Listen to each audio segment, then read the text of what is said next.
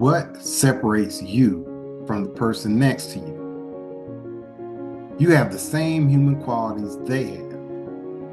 So what is the determining factor that allows you to achieve your goals or allows them to achieve their goals?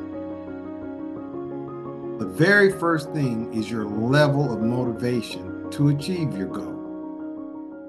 I'm telling you that your level of motivation has everything to do with your ability to achieve any goal you set in life. For example, I grew up in a neighborhood full of very good athletes, football players, basketball players, baseball players, gymnasts, bowlers, swimmers, you name it. We had people in the neighborhood who not only could do it, they could do it at a very high level. I watched and I learned from many of those athletes as I grew up. Eventually, I considered myself to be one of those really good athletes. But while I was in high school, I never got a chance to play with the football team. I stood on the sideline every year in high school, and most of my classmates surely didn't believe that I was good enough or as good as I thought I was. Thank God I had a very high opinion of myself. Of all the athletes growing up in my community, I would have been one of the least known people expected to go to play college football and then sign multiple NFL free agent contracts. There was a handful of guys that had the size and the athletic ability, which most of the neighborhood thought gave them a very good chance of becoming professional athletes. I agreed. I felt the same way that those individuals had a great chance of becoming great professional athletes as well. So why didn't every one of those individuals make it to the highest level of their potential as athletes? Why did a handful of those athletes reach their potential of being professional athletes while the overwhelming majority of them did not? It's because most people, just like most athletes, have mental flaws. They do not reach their potential because their mind restricts what their body is capable of doing. Understand this: your mind is the thermostat of your body. Your mind controls everything about who you are, how you walk, the things you say, and the actions that you take. It is your mind that will determine what levels of importance you place on any goal you have in life. In other words, each person's mind dictates what they're willing to do to reach any specific goal. I ask you this simple question: what are you willing to do, and what are you willing to overcome to achieve your goals? That question must be asked, and it must be answered by you and only you. No one else can answer that for you. You see, it's very easy for everyone to enjoy success when they're comfortable. People tend to settle for a position in life or make adjustments to their goals based on their comfort level. The athletes in most communities who mature at an early age than other kids their age often dominate the athletic activities from that early age in life all the way up into high school. Many of those athletes enjoy a physical superiority over their peers during this point in their lives. Maybe you're one of those individuals. Now, it is because those individuals had that physical superiority and they enjoyed that physical advantage over their peers, they became very comfortable with who they were at that stage in their athletic lives. Those select individuals often fail to learn the importance of working hard to maintain their physical and technical advantages.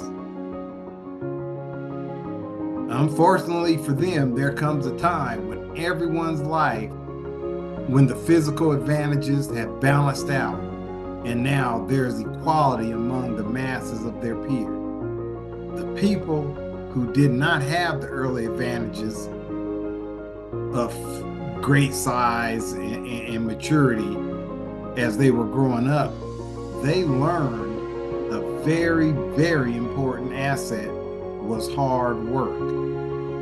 They learned to work hard so that they could at least compete or be as close to those other athletes that had the physical advantages. At the same time that they're working hard just to maintain a level of competence, those individuals that had the physical advantages, they became accustomed to putting in very little work because they were comfortable. You see, I understand that we're all creatures of habit. So when we have developed the habit of working hard to achieve a goal, that is what we will do. But when we've also created a habit where we put in very little work ethic and very little effort to be great and to be good because we've become comfortable with our physical advantages, it's hard to break that habit. In fact, very few people are able to change their mindset at that point and develop the habit of working hard to continue to excel athletically when all they've known their entire lives has been, I am physically better than everybody else my age. So these people that everyone thought had the very best chances of achieving that 1% of the population that could be paid as a professional athlete, most of those individuals do not make it to the level of being a professional athlete because their mindset restricts them. These people never develop the required work ethic to become professional athletes, and many of those same individuals become comfortable at that early age with their ability. So that becomes a mental disadvantage for them when their peers catch up with them physically. Now that everybody's equal with their abilities, those individuals are finally having their will tested. They suddenly understand that it's not as fun as it used to be. They don't understand why the sport or sports that they dominated have become much harder to do. And they're willing to put in the work is questioned. What are they willing to do and what are they willing to endure in order to be as good or better than their peers at this stage in their lives? Do you understand that they are still capable of greatness? The question is, what are they willing to do or go through to achieve the very best possible outcome? Unfortunately, the overwhelming majority of people lack the will to achieve their goals. Many people walk out the door before the miracle happens. I witnessed that phenomenon as a college freshman, and I've shared this story on many of my speaking engagements before. When I was a walk-on at the University of Southern Colorado, I entered a room full of men who had the dream of playing college football. These young men have put in a certain amount of work and energy and effort to get physically ready to compete at the college level in football. I witnessed a room full of young men who appeared to be very excited and anxious for their opportunity to earn a place on a college football team.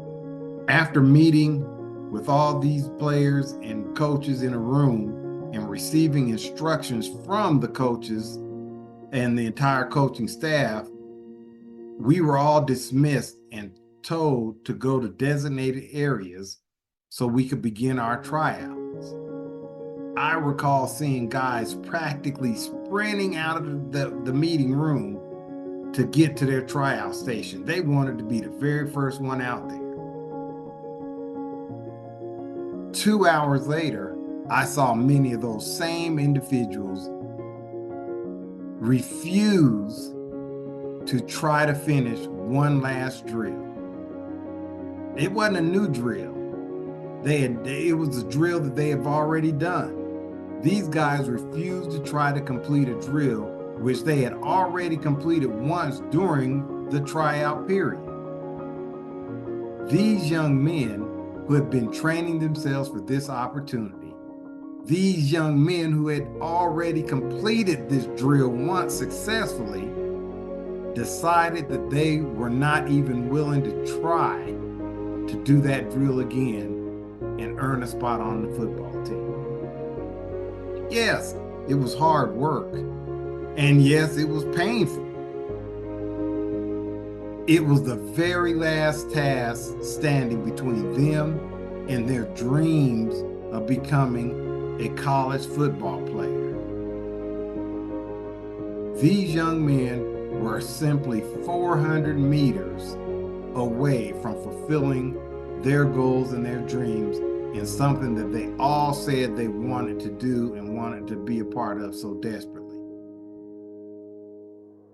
These physically fit young men had completed all of the drills for the previous 2 hours that the coaching staff had asked them to do. Each player had already completed one 400-meter run in a specified time based on the positions that they played. They were already told to sit in the bleachers and wait while the young men who could not complete their 400-meter run in a specified time were excused from the practice field and from the football program. The coaches even went on to congratulate the remaining young men for doing well and meeting all the requirements needed to be part of the football program.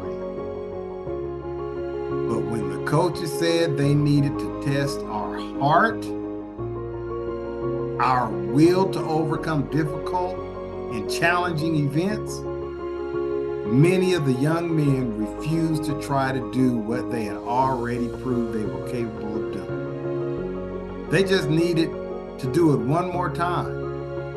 In the minds of many fit young men, they decided their desire to be college-level football athletes were not worth the temporary fatigue and pain they would have to achieve and go through to get to their goal.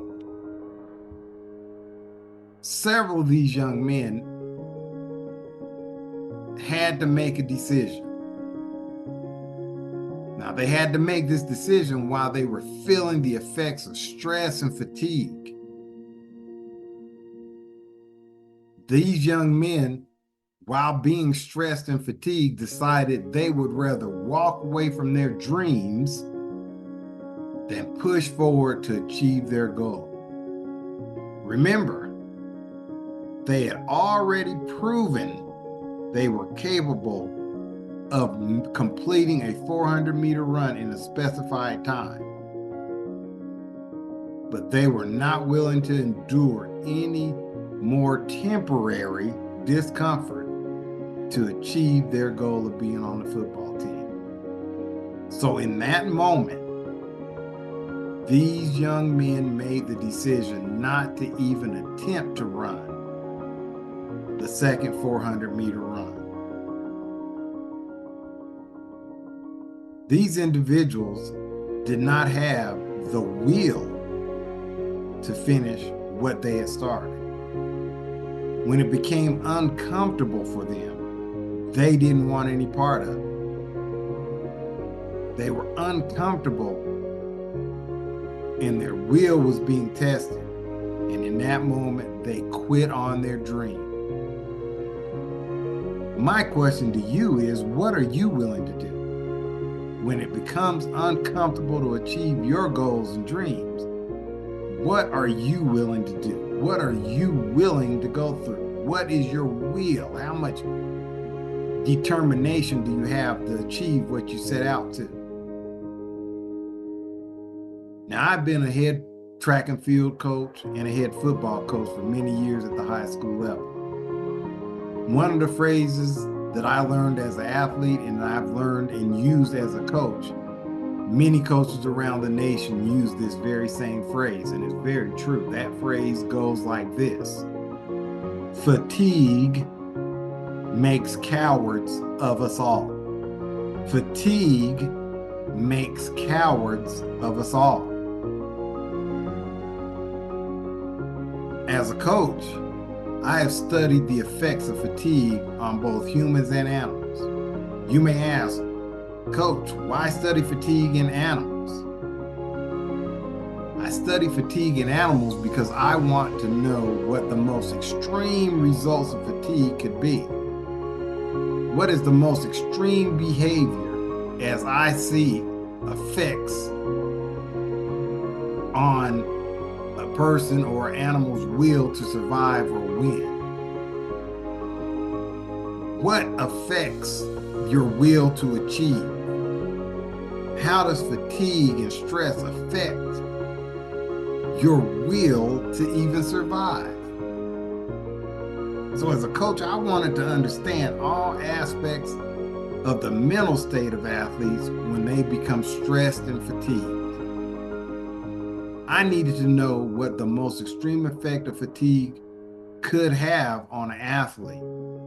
So I went and studied animals in the wild kingdom. Now, in the animal kingdom, there's a struggle every day for life and death. I watched the struggle between predators and their prey. We have all heard about lions, tigers, and cheetahs, and all the big cats, and I love how the big cats carry themselves in various elements, whether it's Siberian tigers or lions and jaguars in Africa. Now, while I appreciate the abilities of the big cats, none of them are the best hunters in the animal kingdom.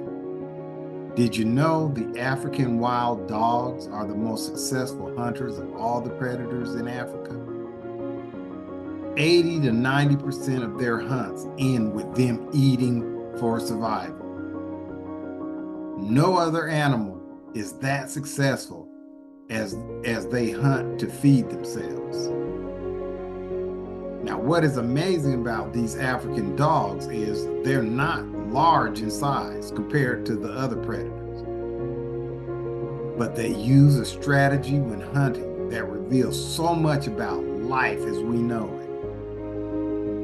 it. These African wild dogs often break the will of its prey while they're hunting. The key to their success first is that they work as a team. But second, they run their prey until they are totally fatigued.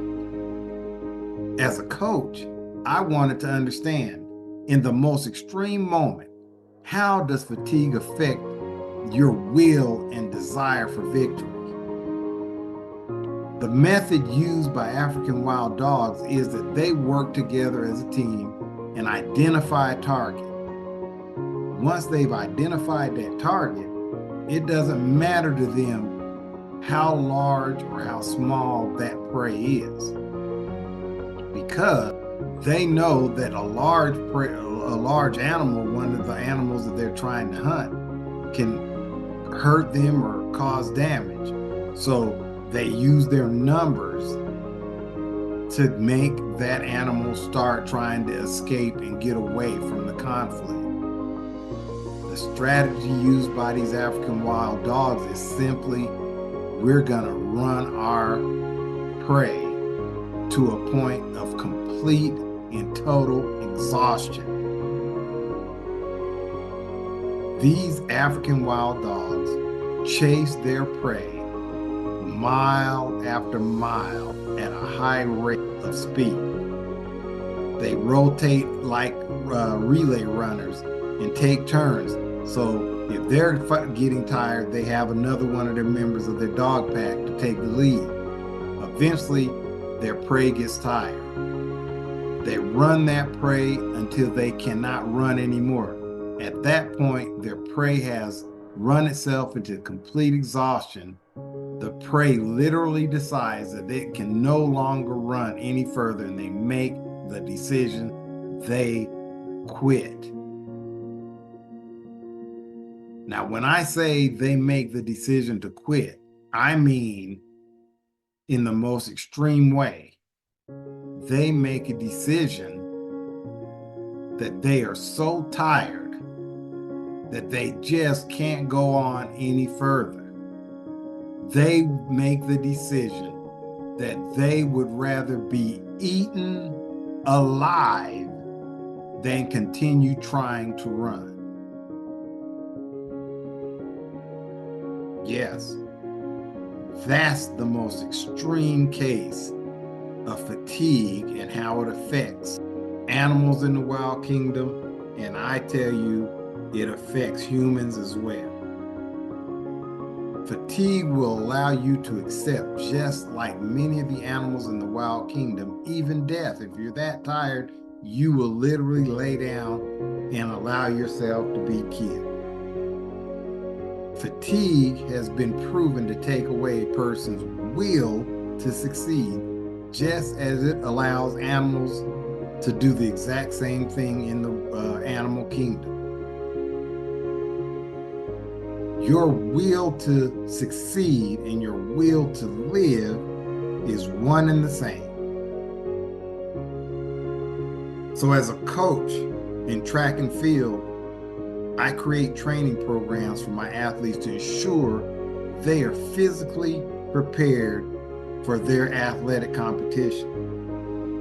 As a life coach, the programs I prepare are created to help you understand and prepare yourselves physically to overcome the stresses you can and may encounter as you journey through life.